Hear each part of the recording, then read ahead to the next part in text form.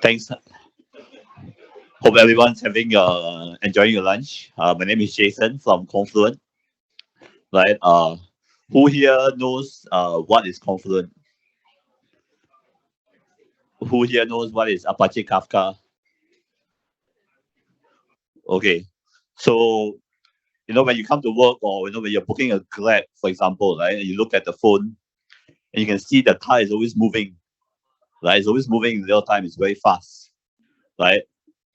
The old way of building applications, of just putting data in the database and coding that's not going to work for that car that's moving so fast, right? So our founders who were at LinkedIn developed something called Apache Kafka. They open sourced it, and then companies like Uber, Airbnb picked it up, right? So even Grab uses underlying Apache Kafka, right, to deliver that experience. And now it's almost everywhere in the enterprise, right? So customers, if they use open source Apache Kafka, they manage it themselves. Can be quite a challenge. Confluent was actually founded by the founders of Apache Kafka. Right? So this underlying technology that shows you the car moving so fast, right, in real time, right? The founders actually came up with the company because more enterprises such as Rakuten wanted to use it, but didn't know how to fully take that open source free version and use it for the enterprise. Right? So Confluent came in. We are now about 2,000 people worldwide. We IPO'd in 2021. Right? Our Singapore office in Suntec, we've got about 70 people, right, for the APAC head office. So my role at Confluent is I handle more on the government and large enterprises here in Singapore. My colleague Naveen, I think you may have heard of him last week or the last session. He handles a lot of the enterprises in Singapore, and we got a few other engineers as well, right? So today's topic is a bit quite deep into the technology, so it's not on the high level, right? This was the topic that was selected, right? So this topic shows you how you can bring data from your other systems, right, into Confluent, right? And Kafka Connect is the theme of the topic, right? So today, 7 December, it's from zero to hero with Kafka Connect. And then the next one is the enterprise streaming platform and architecture patterns, right? So yeah, if you want to learn more about Apache Kafka, we've got our own book. I know you all have your own late book by Mikitani-san. We also have our own late book over here. So this is like the sort of the Bible of for Kafka, right? It's a bit dry to read everything, right? So I'll keep it on my bookshelf if I need to refer it. Like it's very very handy. But if any of you want it, you can actually download a free copy uh, by scanning the QR code, right? If you need help, you can come to us later to get a copy of the book. So this book is good for referencing. I love logs. That's by our founder. Um, More for some integration and building services or microservices. This is a good book of using Apache Kafka, right, to build microservices like Uber or Grab, right, something that's real time. Yeah, yesterday I was in the office and my colleague opposite me asked me, "Hey, Jason, do you shop on Black Friday?" I said, "Oh, not this year. No, we didn't really shop on Black Friday because there's too many sales, so I just forgot about it."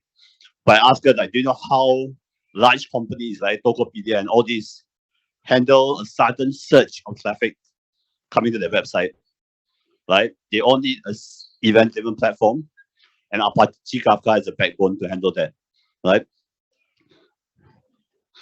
So if you go on further, you can do courses on our website, developer.confluent.io. There are free courses that you can learn. Just a high-level overview of the talk today. Today's talk is, like I said, it's a bit deeper and more detailed on the Kafka Connect ecosystem, where you may be familiar with like Java or Salesforce or any of these systems, right? So basically, Kafka Connect allows you to take data from these multiple sources, put it into a real-time streaming platform, right? And sync it to different places. Could be a dashboard, could be a S3 storage, could be a database, and we can transform that data, right? So what does this mean to you, right? Let's say I have 5 users on my website trying to buy something, right? Immediately, Kafka streams can be able to compute that, send it to another, maybe an AI or ML, and then send a reply and maybe engage the user for some other product. Right? All that can happen in almost real time. Right? Instead of having to query all these databases, we can get the data out of those databases. Right? So that's what this talk is about. How do we get the data out of that data, those databases or files or any sources, and put that in to anywhere you want it to be. That sort of building block between the two is Kafka Connect. Right? So you can see Kafka Connect works by connecting those two parts.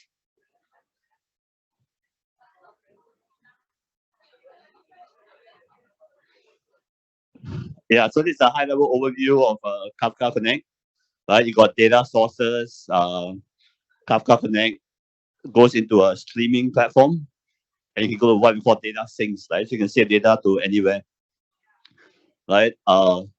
Why do we need this? Right. So in many organizations, the crown jewel is that the data is usually stored in one data source.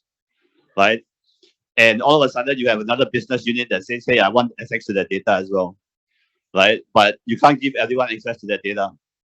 Right. And you may want to build applications on that data as well. You want to build lots of other services on that data. So that's where Kafka Connect helps you bring those data out of those sources, right, into a streaming platform, and you can go to anywhere. You can go to a sink, you go to applications, anywhere you want it to be, right? So this is what Kafka Connect does. It's basically a durable data pipeline, and it helps capture data from the sources, puts it into the Kafka cluster, and then you can go to anywhere you want it to be. And we have lots of connectors that we built. Right? So Confluent, as a company, we built all these connectors to support a wide ecosystem. Right? Anyone see any familiar icons on the screen? Using any of the following like databases or Elastic? No one? We use I see some of you pointing, but not sure. we Anyone use can raise their hand and give me an answer. Or Postgres. Who said Postgres? We use Postgres, Cassandra. Okay. Okay, for the person who answered Postgres, we'll pass in the t-shirt. Thanks. Yeah, you pass it in. Thanks. Okay. Okay. Yeah, so I mean, if you look closer, you can see a lot more. If you don't see it there, maybe it's not there yet. No, so we've got thousands of connectors that we can bring data in from anywhere, right? Into our platform. Okay.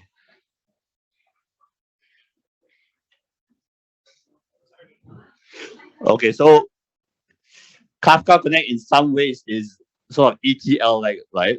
ETL is, I mean, if you're not sure, extract, transform, and load. It's very common in situations where all the data is stored in one place. You need a ETL job to move data out to another database for reporting or for business analytics, right? Kafka Connect enables you to do this in real time, right? So no more waiting for your reports, no more asking, hey, why did my report did not generate? Because as the data comes in, the data is always updating your report, right? So the concept of running a report at the end of the month, you don't have to have that anymore, right? So with large organizations, there's always the crown jewels. They're always protected by a database team. And when people want data, oh, are you okay? Okay.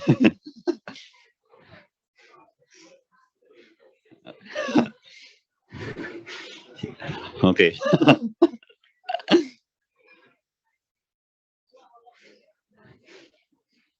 Okay. Yeah. So what normally happens is they will do what's called an ETL job, right? So they run a job that will extract data, it transforms data, maybe aggregates the data, how many people purchase a certain product, it just summarizes it and loads it into another database.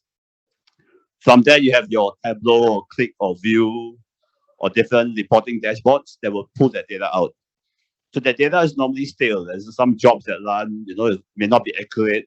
If you ask questions, the details are not there. You have to go to the source database. But then how do you trace back? I can see like, oh, 5 people bought this product. But if I ask them who and where were they from, it's like, oh, the data is not there. I have to go and collect it. Then another ETL job gets created to do that. Right. So with the concept of Kafka Connect, a lot of these extraction of data happens in almost real time, right? That you can set up to your source systems and push it to any other system that you want.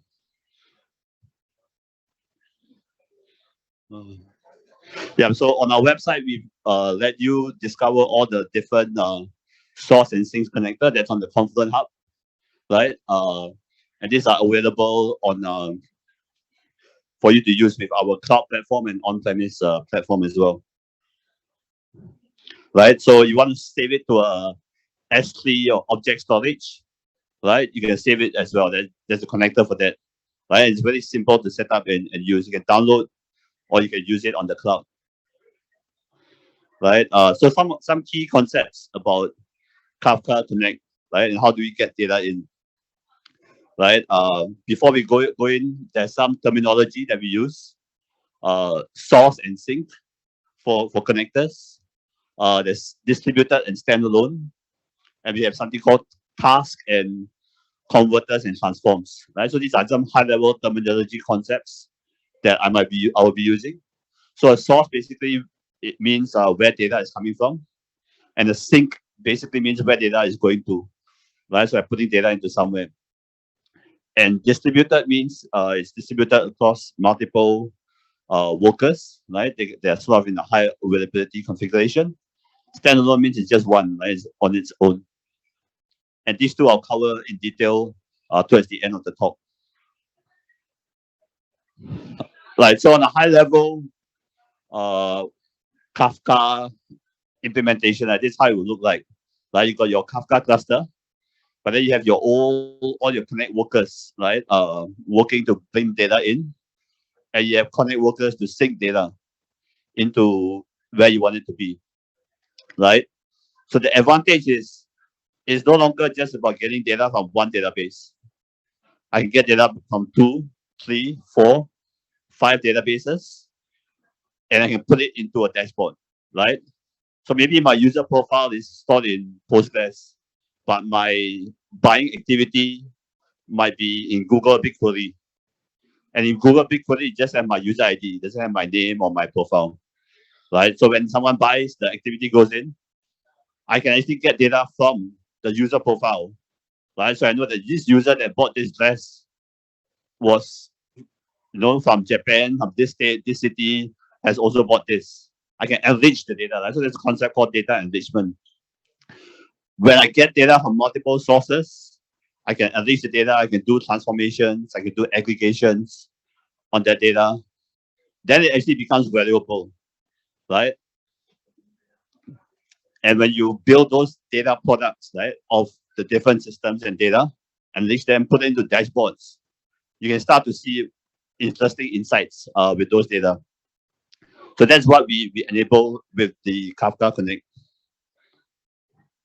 Right. So essentially, Kafka Connect is a high-level abstraction of data streaming and managing tasks coming in. Right.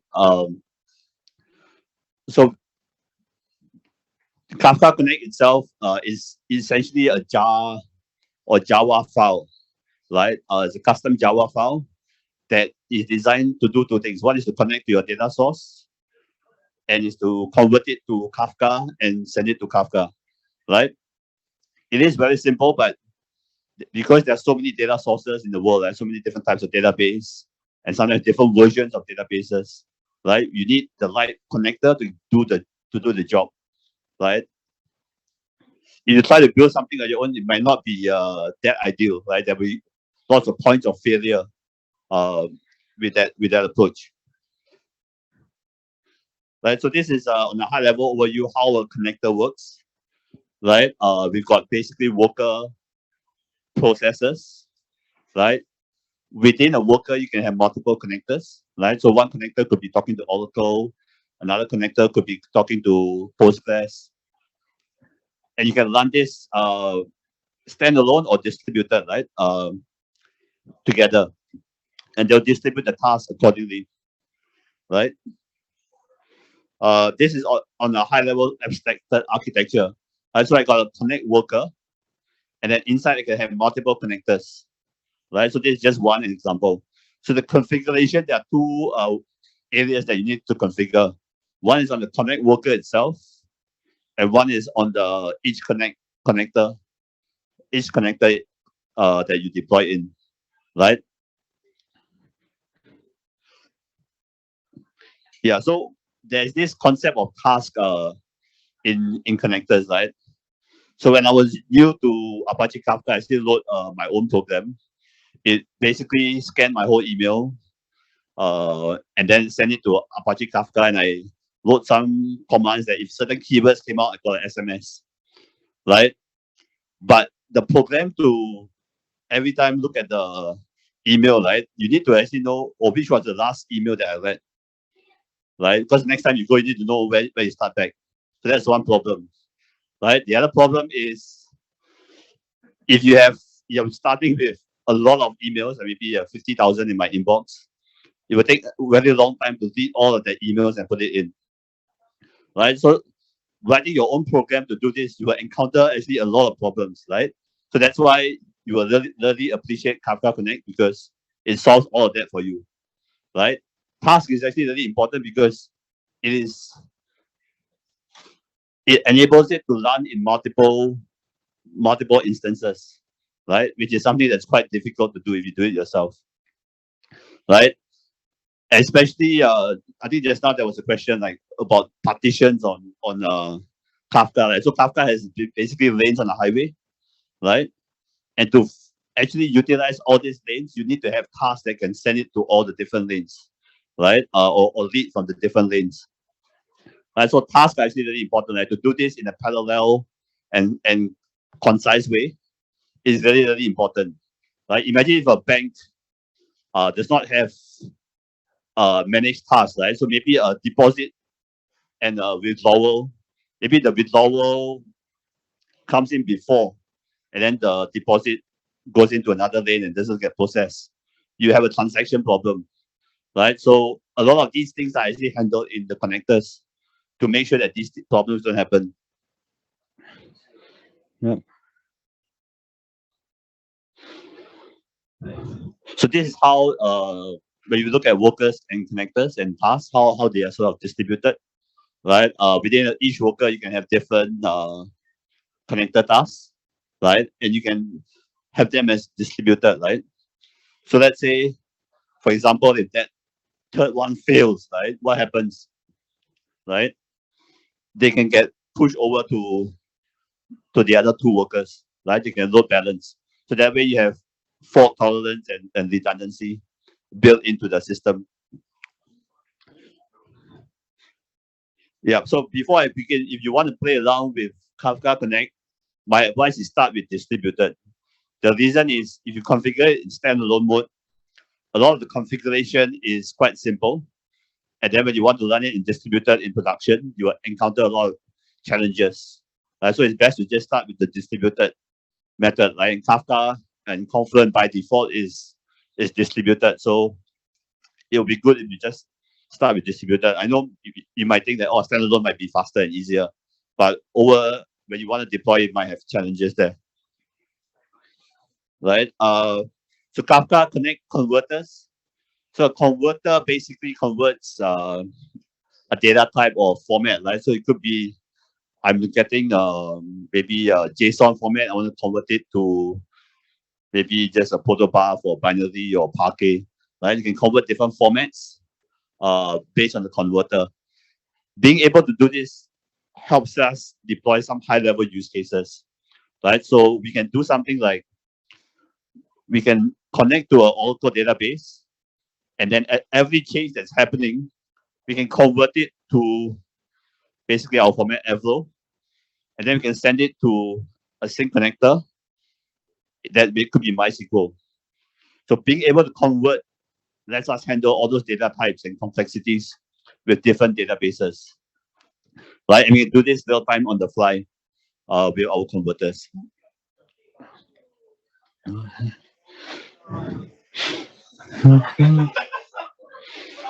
We can also do transforms. So transforms are basic transformations, right? So we can maybe I want to transform maybe if the letter is A, I want it to be B, something like that, right? Some basic transformations. Usually they are built into the connector itself, and the connector has some basic transformation capability that is relevant for the connector. Let's say for the S3 example, I can transform to say like, or maybe if it's by a certain group or ID, it goes to a specific bucket, right? So but these are built in, and there are also limitations, right? If you need more capability and flexibility, there's something called KSQL, which will be covered in next session, that should does high level transformations, right? And that's a lot more powerful using SQL syntax. So how do you manage the connector? On Confluent Cloud, you can manage it through the UI. In Confluent platform, you have this it's a CLI interface, right? That you can basically post records to the API, and then it will register the connector. So you just got to specify the connector class and a few of the details, and have those files on the same connect worker. And when you post it, it will basically be active. Right. So this is how you set up a connector, and this is you can use the REST API to manage the connector as well. Right. So this can be deployed with your Kubernetes or Ansible and Terraform. Right. You can deploy this and maintain this. Yeah, some examples on how we deploy. Right. You got Red Hat, CentOS, Ubuntu. We got lots of different Docker images, Kubernetes manifest files, right? We got Terraform as well as Ansible, right? To deploy the connectors, right? Right. So there are two ways to use connectors. One is with our cloud product, so that will be hosted for you, right? And then one is to self-deploy it yourself in your own environment, right? So different options. So I'll just go through some options here. So the fully managed ones, you don't have to deploy run the CLI or the command. It runs in the cloud. You configure it right via the user interface. For the ones, we have about over 50 managed connectors, right? Almost if people name it, we have it, right? For most of the connectors. And then you can basically provision the managed connector. So the connectors are charged by number of tasks an hour and the data throughput in gigabytes, right? Okay.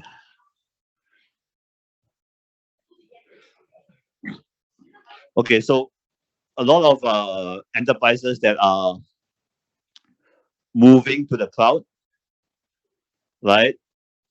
They use Kafka as a bridge to go to the cloud, right? Because we can move data fast in real time, and we sync all those databases, right? So they can take their on-premise Oracle database, MongoDB, right? Using Kafka Connect, they can stream this data into the cloud, right? To the cloud managed databases, right? Without having to just suddenly shut everything down on premise and move it. It's not possible, right? So when customers use Confluent, right, they can actually adopt something called a always in transition mode, right? That means they're always moving to the cloud or moving somewhere else or upgrading, right? Instead of thinking of a start state and end state, you're always moving, right? So you can say, today I could be here, my application could be here, but maybe some could be here.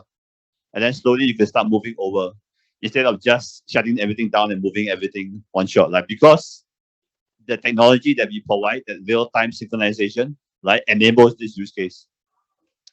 And I work a lot with Singapore government, so this is something that they're all looking at, right, especially with their on-premise setups moving to the cloud, right? It's publicly announced that the government has to move to the cloud, right, by a certain date. So a lot of the large government organizations, they have to use something like this, right, to move to the cloud, right? So these are some ways to deploy Kafka Connect, right? You can deploy on-premise, uh, closer to your database, and then Kafka Connect to work over the internet or through a proxy into Confluent Cloud, right? So this is one method. It's good because usually this part will be a bit more not as optimized because it's maybe DB connections might take a bit longer time to establish, and the data throughput is not optimized. But once it's over the Kafka protocol in the cloud, it's much more faster. So this could be a good way to deploy this. Another way is to put the Kafka Connect worker in the cloud, right, and have some networking involved. This way is okay, but you have to make sure that the network throughput between these two links are quite fast and stable, right? Right, because here is not that optimized, but here could be is very optimized because of the Kafka protocol, right? Or you could have direct access, right? If you have a fast link, right, and have Confluent Cloud connect to your on-prem.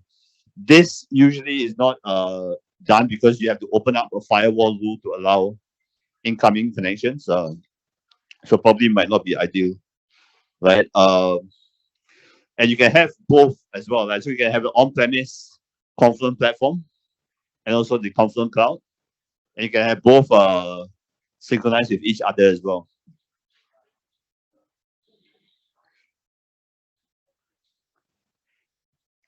Or you can have your own hosted Confluent platform in your own cloud provider, syncing up with our cloud hosted version.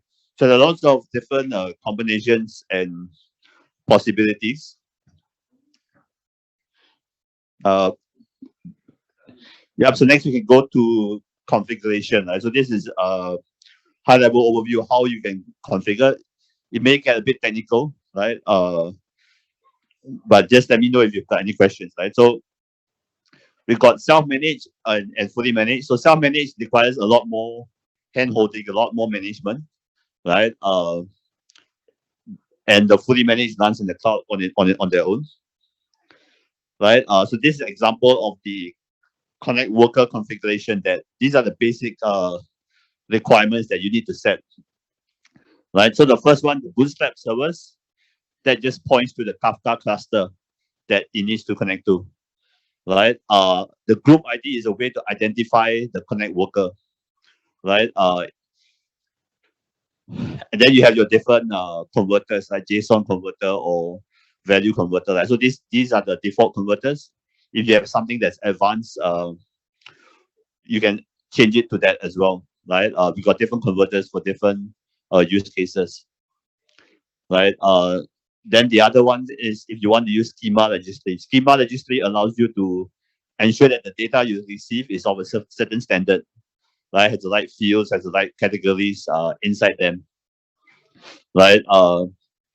And the plugin path is where you put the jar file that I mentioned, right? That library goes into the plugin path, right? So these are the basic configs, and then it will expose an API at port 8083, right? That will allow you to register your connectors, right? So this is the connect worker itself, the configuration and what needs to be set.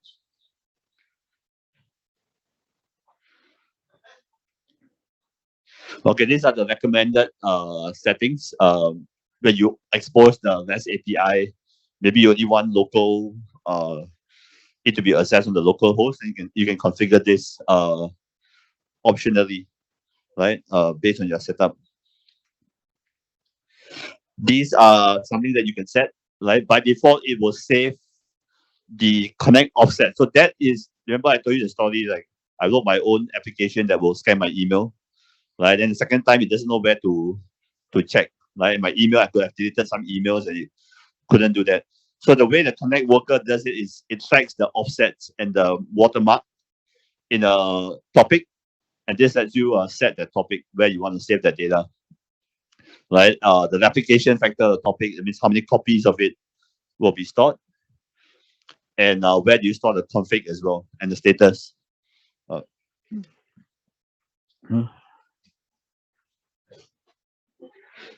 yeah, so the internal topics, these are some of the internal topics that are used by the Connect worker, right? They usually compacted and optimized for storage, right? So by default, you don't have to set anything here, but if you want to customize the settings, you can use this, right? So these are some real life stories that we've seen in the field, right? My colleague Navin put some of these together as well. So this example is the customer wanted to take data from MariaDB, right? And it ended up being about 5,000 rows per minute, right?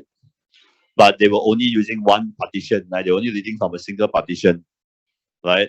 Remember, I told you that partitions are like lanes on a highway, right? So let's say I want to go from,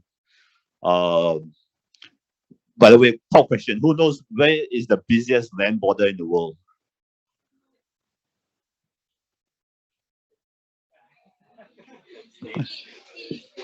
Where? No hints. Yeah, yeah. Busiest land border in the world. Yeah, Singapore, Malaysia. Yeah, it's like, yeah. I just found that out recently, but you are S or L? L, right?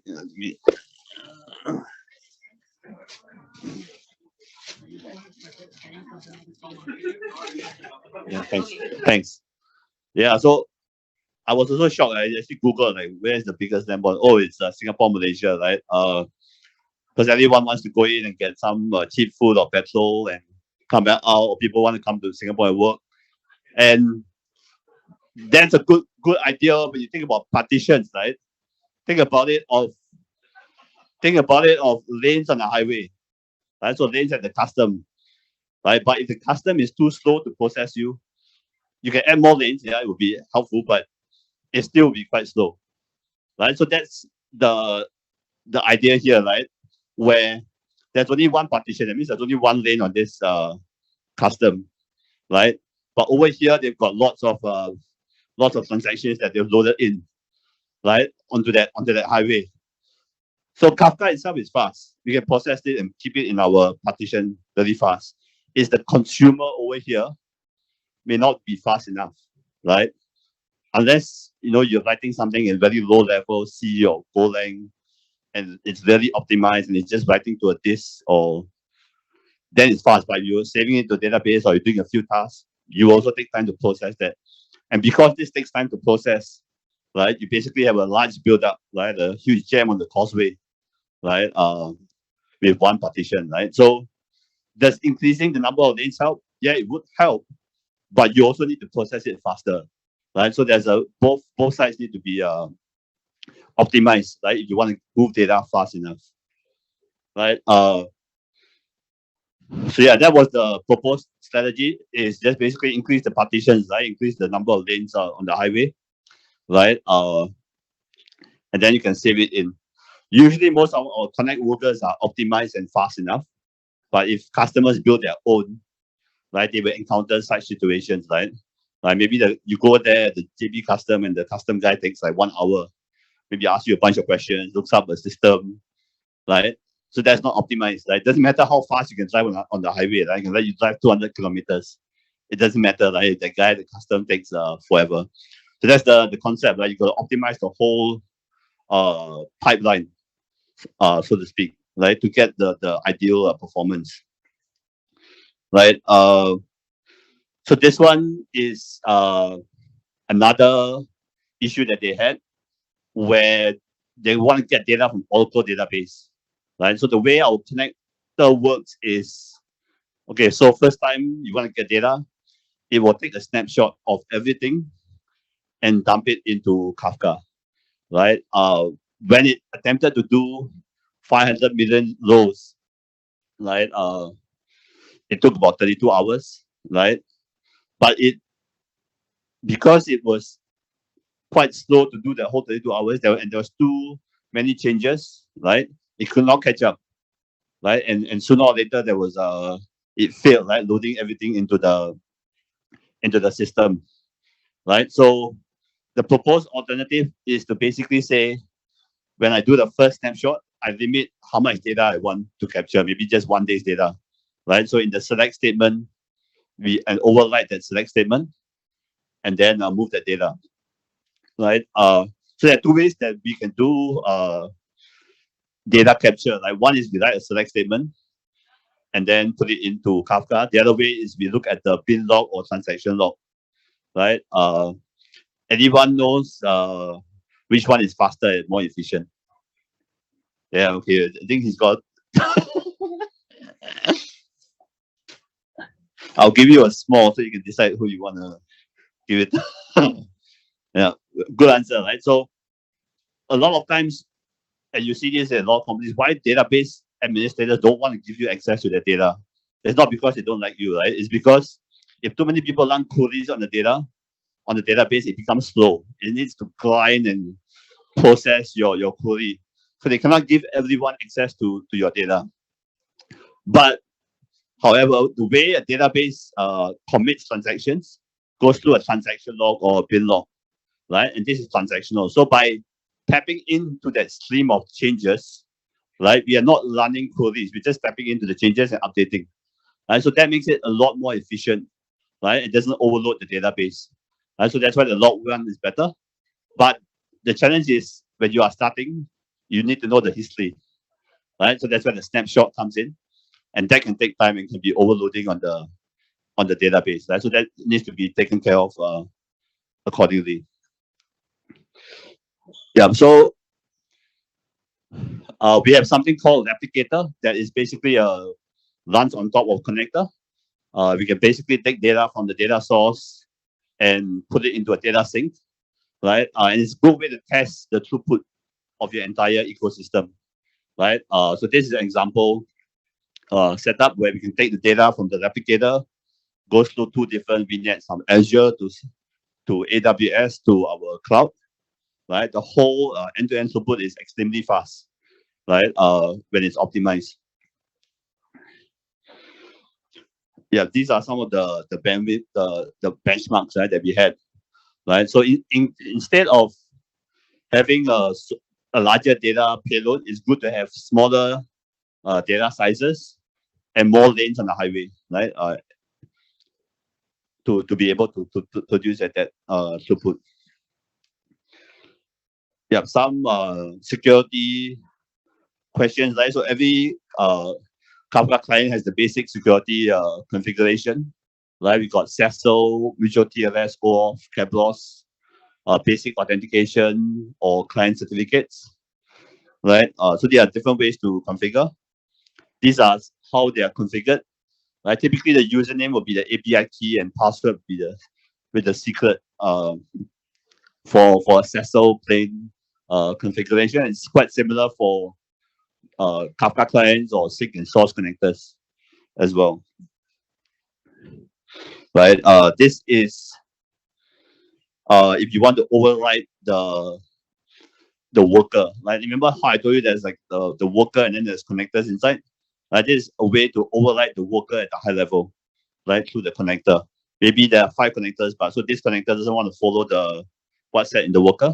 So there's a way to override some settings over here. So on-premise with Confluent platform, there's a way to set secrets, so externalize your passwords, right? So we have a secrets facility. If you've got a key management system, you can integrate with that as well, right? Your KMS. So that's where you don't have to store your passwords in your config file or configuration. Yep.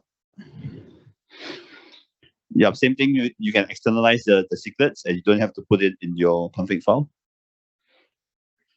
This is an example with the file config provider, right? Where you can externalize the secrets. Right. This is something you can't do with the Apache Kafka open source, right? Only with Confluent. Yeah, some tips and tricks. Offset management. So offsets are how we track messages in topics, right? Maybe first message 1, 2, 3, 4, 5, right? By default, when someone is consuming all of that history is saved into a topic, right? So this allows you to set which topic you want to store it to, right? And how to configure that. Here, let's you set up some delivery guarantees, right? Once you get more familiar with Kafka, you start to want to say, like, oh, how do I guarantee that my message is delivered, right?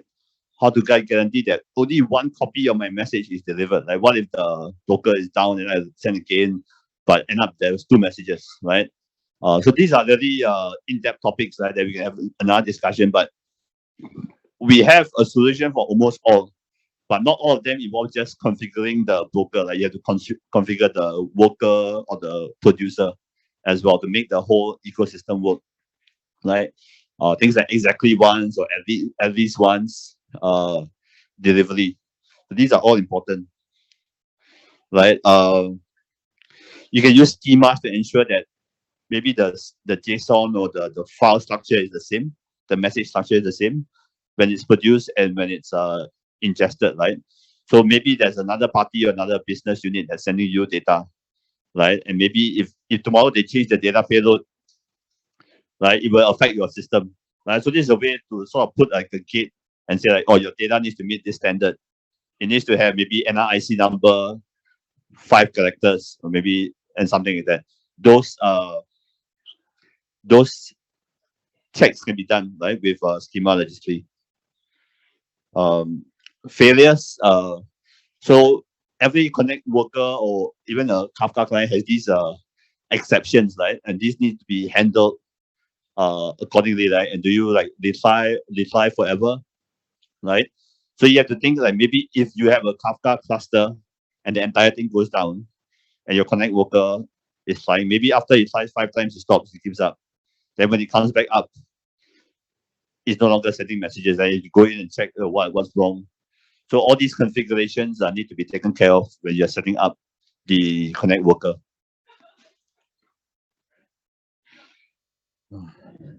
Error handling and date vector queue. So date vector queue is a concept where let's say I'm getting the messages, but I can't process this, or there's something wrong with the message. So date vector queue is I put this message into another topic and save it there, right? And I continue to process, right? In some situations they can do that, right? But for some really critical like banking operations, if there's a message that they cannot process, they have to stop the whole ecosystem, right? They call it stop the world, right? And make sure that this message is handled, why it could not process, and then they maybe process it back again with another system, and then continue, right? So there are different error handling mechanisms, right, to handle these types of issues, and these are all built into the Confluent platform, right? And you can monitor the data queue, you can set how you want to handle those errors as well,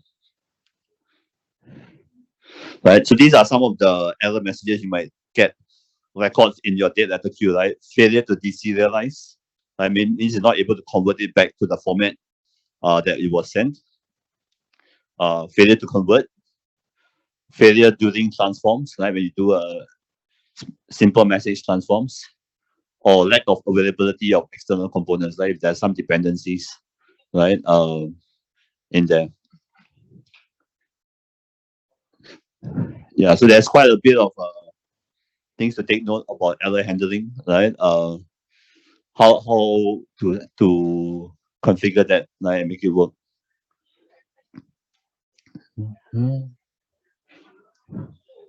So this is an example for error handling, right? You can say what do you want to log, right? Log enable, log include messages, what is your tolerance, what is the timeout, and you can specify the date letter queue topic, right? Or what it wants to save into. You can just save the message, or you can add additional metadata with the message, and that's the flag over there, right? So like I told you earlier, the Connect worker, Connect is just a Java library, so you can have it isolated on your worker, with different folders. Like you can have a connector for S3 or connector for Oracle in different folders. You can have your worker point to them and initialize them, right, to prevent conflicts. Right. Yeah. So I think I've covered most of the topics. Right. Since we've got a bit of time. Any questions? Okay. Yes. Or you had another mic? Yeah. Yeah. Okay. Yeah. So how did you use the right number of tasks for a connector, and what is its relation with the number of parts? Oh, that's a very good question, right? So the tasks and partitions matter a lot, right? When you are syncing in, right? When you are at JB, right? When you're going time, it doesn't matter, no, as long as you can move it fast and your producer is fast, right? So when you are syncing in, right, you have to see how fast can your application run, or how fast can your connect worker operate at, right? Can it produce 100 messages per second or 1 million messages per second, right? Right. So in other words, how fast can the guy at the customs officer, like how long does it take to chop your passport, right? And then you go move on, right? How fast it takes will determine how many cars can flow through, right? So how many messages can flow through. Then you can determine how many lanes on the highway you need to get that throughput that you want. Should I increase the task number or the partition number? So if the incoming frequency is very high, okay, increasing the task may not solve the problem because you need the lanes on the highway, right? So you should generally have as much tasks as the number of lanes on the highway.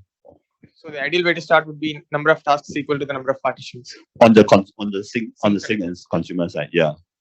Okay. You want that, right? And if you need more, then you maybe have to increase the partitions and the tasks to have that parallelism, right?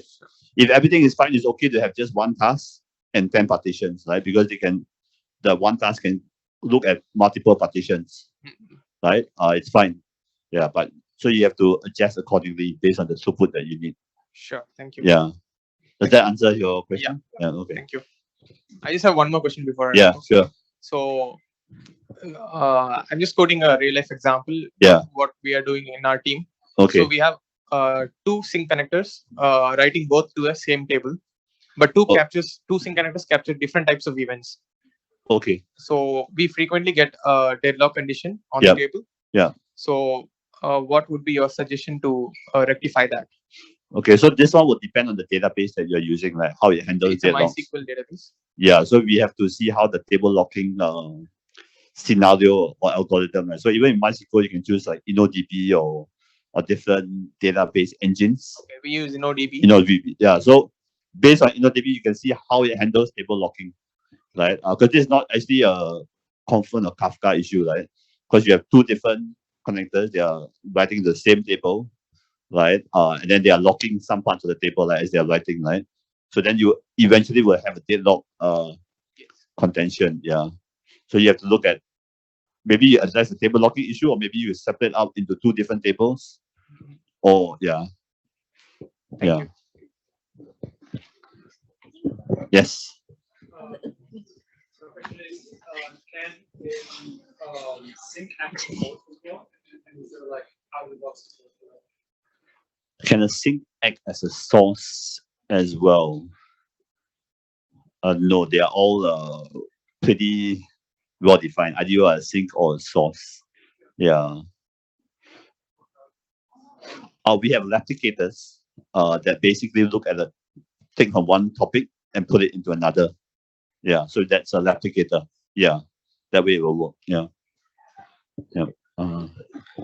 Yes. Yeah, I just want to ask, like, what kind of platform is recommended to run the connectors?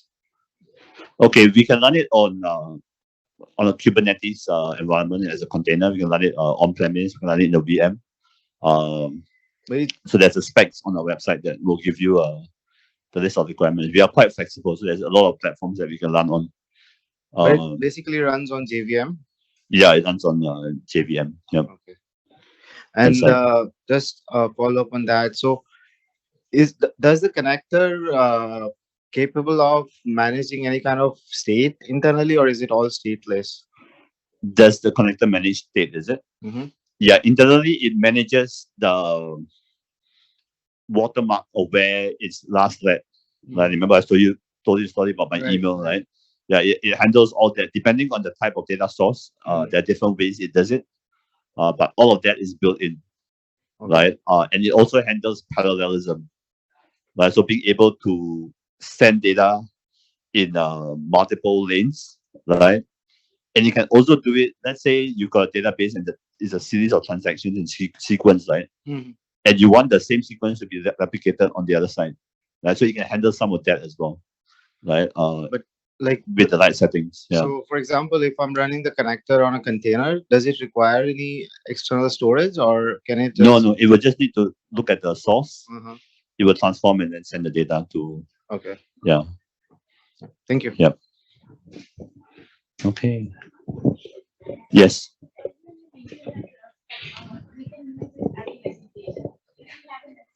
Yes. Yes.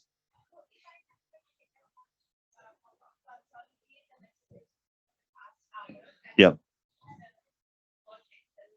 Okay. Yep. Yep. Okay. Okay. Okay. Yeah. I'll show you a bit. Maybe I'll show a demo later on. But the next week's topic is actually will be about that. Like how do you do stream aggregation? So once the data raw data comes in, how do I do aggregation? How do I do maybe counting, joining, enrichment? All that is in the streaming topic. Yeah, maybe I might do a quick demo of like a demo setup. If there are no other questions. Any? Oh yes. Yeah, so regarding the snapshotting, right? Yeah. So let's say we have a source connector and Yeah. the table is a big table, let's say 3 billion records. Okay. So can we set up like parallel snapshots? So for example, I set up two parallel source connectors and each getting the, let's say first one is getting first 500 million records and parallelly the second one is getting the other 500. So is it possible? Like, it's possible, but how it manages the distribution is within its connector. Right? Okay. Yeah, I don't think you can have that fine grained control. First one will get 5,000, second. It will both coordinate amongst itself. They share configuration, and then they both go out and distribute the task accordingly to get the Okay, data. but it's possible, right? Like it's possible, yeah. With the configuration provided by Kafka, like the Yeah, connectors. it's possible, yeah. So like basically we can have to write the SQL, right, for the parallelism, like the parallel SQL which will be running for the snapshot. For the snapshot, yeah. Or if it's for snapshot, initial snapshot, you can do that, yeah.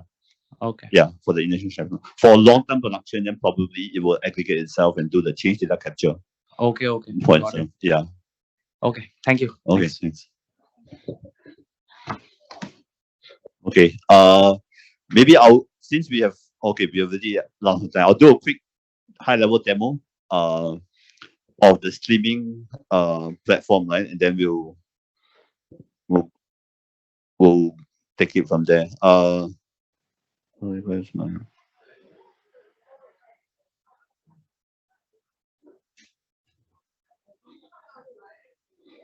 wait,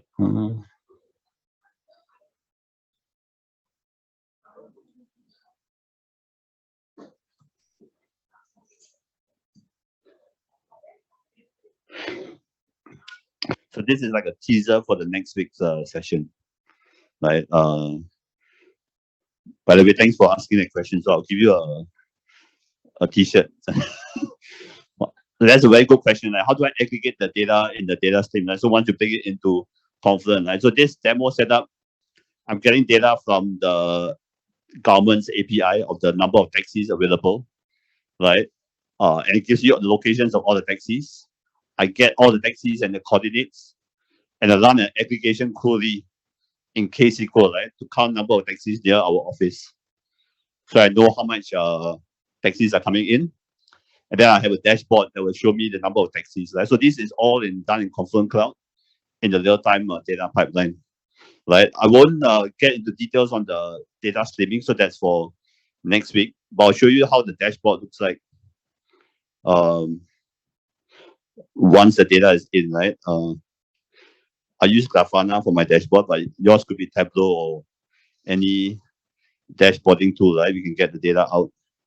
And if you look over here in my demo setup, I'm actually using two connectors, right? I'm using the InfluxDB connector as well as the MongoDB connector, right? The data is just going into those platforms.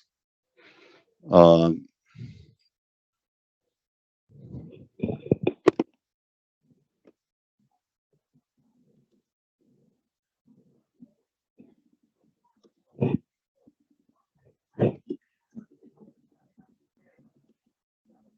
okay. Okay, so I can now count the number of taxis that are at Suntec City, right? Based on the data, it's all real time aggregation, like what you wanted, right? I can do count the number. So this could be how many people are at your website now.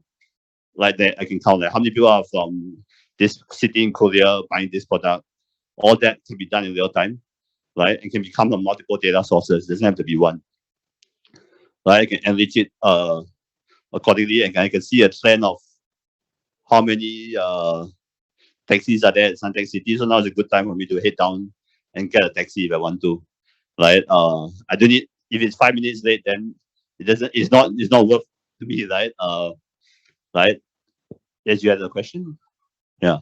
So and then further that I can also do like a heat map, right, of all the taxis in Singapore. Right? I can see where are all the taxis, right? You can see that, oh look, they're all at Changi Airport and the CBD area. Right? So this is all done in real time, right? The government is giving the data, I know where the taxis are. And based on this, I can do lots of applications on top of this. Right? I can do this taxis, but this could be your Rakuten data that's coming in, right? And the data that's coming in is using a Connect worker, right? The data that's putting it into the database is also a Connect, Kafka Connect, right? That we covered in this talk. Yeah, so thank you for your time, and I hope you all enjoyed the session. Yeah, over to you.